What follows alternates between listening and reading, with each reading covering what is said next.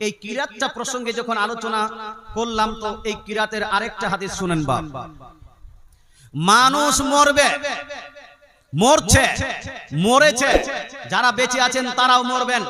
আল্লাহ তাআলা কোরআনুল মাজিদ ফুরকানুল হামিদের মধ্যে একাধিক আয়াত, কোরআন শরীফের মধ্যে 3 জায়গায় আল্লাহ তাআলা বলেন কুল্লু নাফসিন যায়িকাতুল মাউত, প্রত্যেক প্রাণীকে, প্রত্যেক জানদার বস্তুকে, যার মধ্যে জান আছে, যার মধ্যে প্রাণ আছে, একদিন না একদিন তাকে মৃত্যুর স্বাদ গ্রহণ করতে, মানে মরতে হবে। যারা বিগত হয়ে গেছেন তারাও স্বাদ গ্রহণ করেছেন, আমরা প্রেজেন্ট আছি, আমরাও একদিন না একদিন মরব।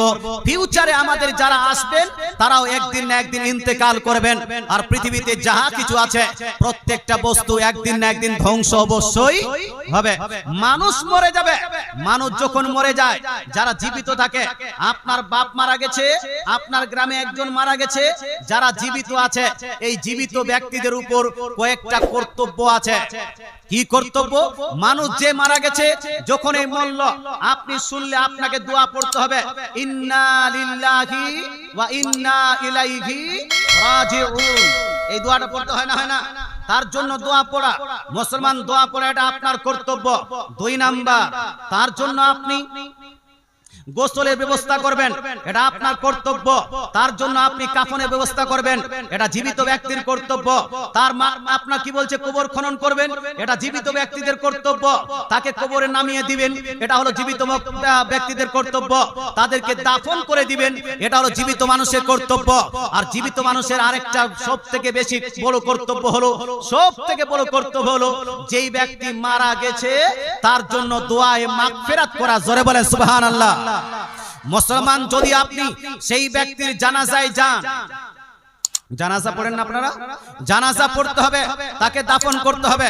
তবে জানাজায় কেউ মারা গেছে, তার জানাজায় অংশগ্রহণ করলে কতটা নেকি হয়, দাফন কাজে অংশগ্রহণ করলে কতটা নেকি হয়।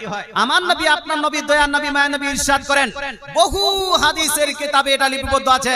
রমজান শরীফের উপরে আমি একটি বই লিখলাম, বইটির লিস্ট এখনো দেয়নি, বইটির নাম রেখেছি আমি কিতাবুল জানাইজ। মুসলমান প্রায় 250 পৃষ্ঠার বই। ইনশাআল্লাহ তাআলা আগামীতে হয়তো আসলে ওই বইটা আমি আপনাদের সম্মুখে পেশ করতে পারবো।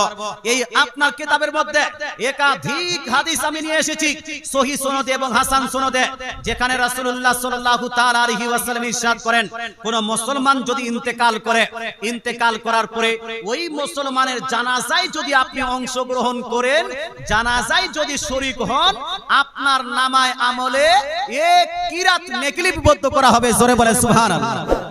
কত ভাই? 1 কিরাত। 1 কিরাতটা কি? ওই যে উহুদ পাহাড়টা মনে রাখবেন মুসলমান।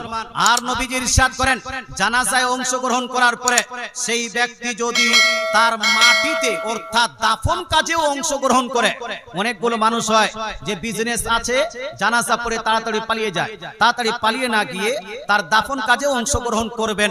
মুসলমান নবীজি বলছেন, কোন ব্যক্তি যদি জানাজা আদায় করার পরে তার দাফন কাজেও অংশগ্রহণ করে, তাহলে তার জন্য 2 কিরাত নেকি লিপিবদ্ধ করা হবে। সাহাবারা আরজ করলেন, ইয়া রাসূলুল্লাহ, হাবিবাল্লাহ, 2 কিরাতটা কি? দয়ার নবী মায়ের নবী ইরশাদ করেন, জাবালানি আসিমান। দয়ার নবী মায়ের নবী বলছেন, এই 2 কিরাত হলো 2টি বড় বড় পাহাড়। জোরে বলে সুবহানাল্লাহ।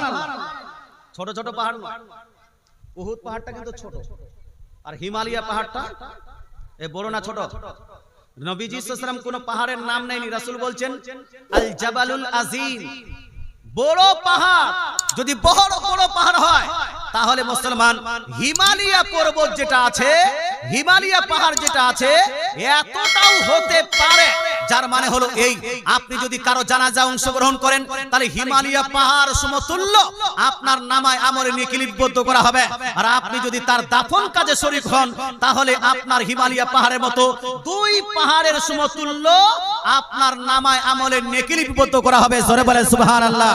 তাই অবহেলা বিলাসিতা না করে, আপনার বন্ধু হোক, আপনার চাচা, আপনার গ্রামের কেউ কোন ব্যক্তি যদি ইন্তেকাল করে, মুসলমান ঘরের মানুষ, তাহলে অবশ্যই অবশ্যই জানাজা এবং দাফনে অংশগ্রহণ করবেন। যাই হোক, আমি আলোচনা করছিলাম দরুদের ফজিলত। দরুদের ফজিলত অনেক আছে, তাই একবার দরুদ শরীফ পাঠ করি। আল্লাহুম্মা